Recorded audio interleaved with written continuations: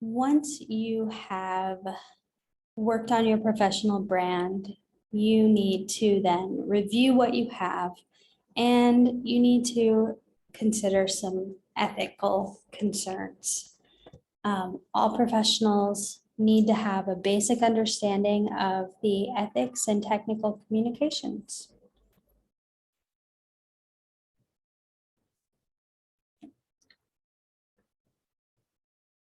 The ethics has to do with what is considered right and wrong. And we have some moral standards that we can use when it comes to ethical dilemmas. Ethical dilemmas are those situations where we can see multiple ways that things are right and things that are wrong. And we have to figure out, well, what is the one consensus we can come to on a direction to proceed, or should we not go any farther? So some of the moral standards that we can use are considering the rights. What are the rights of individuals, their basic needs and welfare? When we think of Maslow's hierarchy of needs, that comes, to food, shelter, clothing, that kind of stuff, and we can extend that to general welfare, like being in good health and having those kinds of needs met, mental health needs met, those kinds of things. So what are the rights that individuals have? And how does this situation affect those rights? We can also look at justice, which is more of like that legal determination of what should and should not happen. And so in this case, we're looking at justice in the terms of how the costs and benefits of an action or policy are distributed among a group. And then we can think of care, the relationships we have with other individuals. So what kind of relationships are involved in this situation and how are they affected if we make one decision versus another decision? And then we have utility, which are the positive or negative effects on an action or policy, what that they'll have or might have on different groups of people. So then we look at all of those different perspectives, those different examples, and we start to think about, well, what is the right thing to do in a particular situation?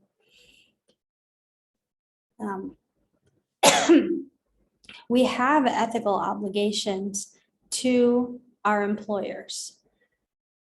Our employers have the right to expect from us competence and diligence, meaning that we can do the job that we're supposed to be doing. We have the skills, we have the knowledge, we have the ability to learn and grow and do the work, and that we are diligent in doing the work, that we can stay on the task until it's completed. Employers have the right to expect our generosity. That means that if our employer asks us to spend time training a new employee, that we're willing to do that. If our employer asks us to share the results of a particular study with another team, that we're willing to do that. If our employer asks us to give a presentation about a project to potential donors, financiers, to potential clients or customers, with current clients or whatever, that we will do that and we'll do it to the best of our abilities. That's all part of our job. That does not mean that they have the right to expect us to work for free, overtime hours abundantly, that we have to give up our entire life for them. It just means that within the bounds of our responsibilities, that we're willing to do the things they ask us to do. Our employers have the right to expect honesty and candor from us, which means that we're not going to be stealing from them, taking knowledge, taking information that's privileged and sharing it outside of the people on our team that are supposed to know that, and that we're going to be truthful about how things are going. If a project has fallen behind on the schedule, we can say it's fallen behind on the schedule, but we have this plan to try and catch up. Or we need to ask for an extra 2 weeks from whoever has asked for this project to be done. And then with confidentiality, that means again that we're not going to be sharing information that is privileged information with anyone outside those who are a part of that circle of information. So we're not going to go and share with a friend who works for a competing company the progress that we're making on a certain product, because no matter how good friends you are, that friend might just go back to their company and say, hey, I have this information. Let's do this with ours and get it out first. You just don't want to put yourself or your company in that kind of position. So you want to maintain confidentiality. And our employers have the right to expect loyalty from us. That does not mean blind loyalty. That doesn't mean turning a blind eye to everything that our company does, especially the things that we have problems with. But what it does mean is that we're not going to go around bad-mouthing the company, bad-mouthing other employees, denigrating those who are in authority over us or those whom we are in authority over, because that is just not an ethical thing to do. So we also have ethical obligations to the public. The public has the right to expect fair treatment. They have the right to expect safe and effective products and services. And so we have this ethical responsibility, this moral responsibility to provide the kind of treatment to the customers, clients, whomever, and that we provide safe and effective products and services to the best of our abilities. Finally, we have ethical obligations to the environment. And that requires serious treatment of both actual and potential environmental damage.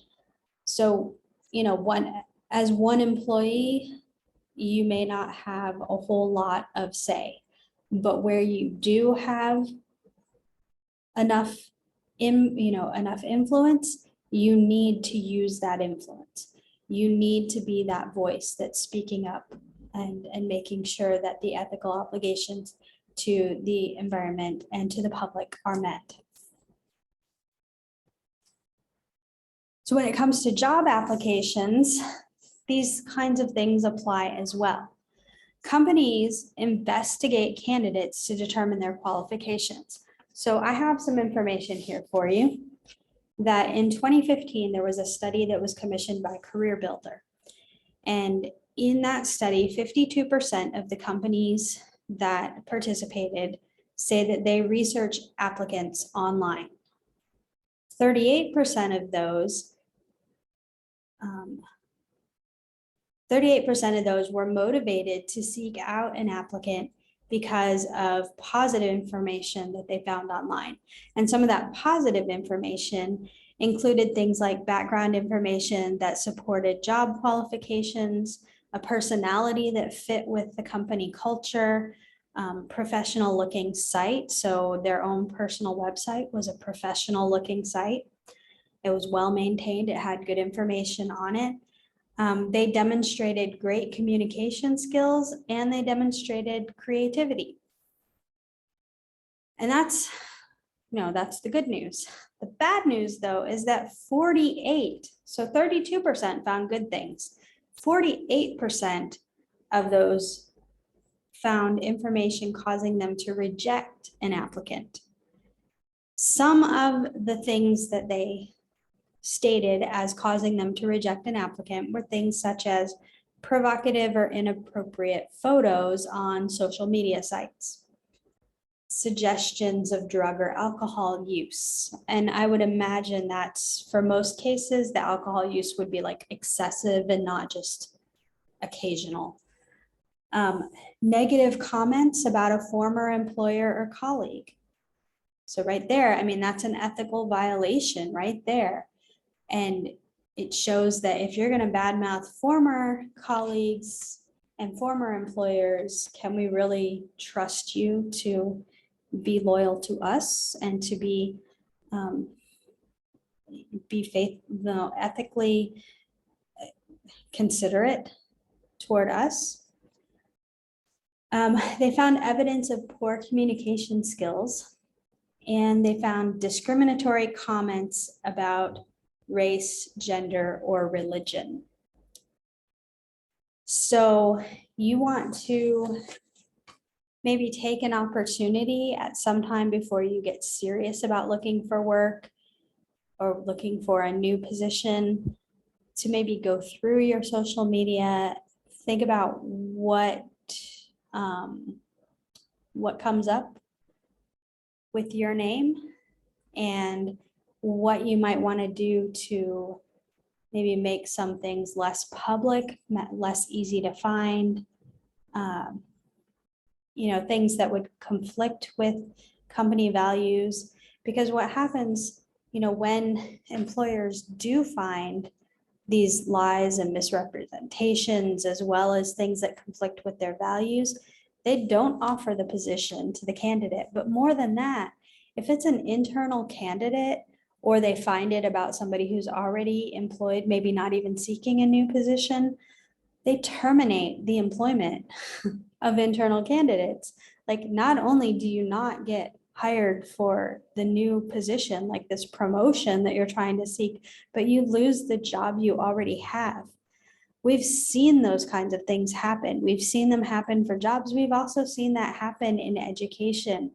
There have been scandals, about students in elite universities, have been accepted to elite universities, having their acceptance revoked because of things that they've posted online.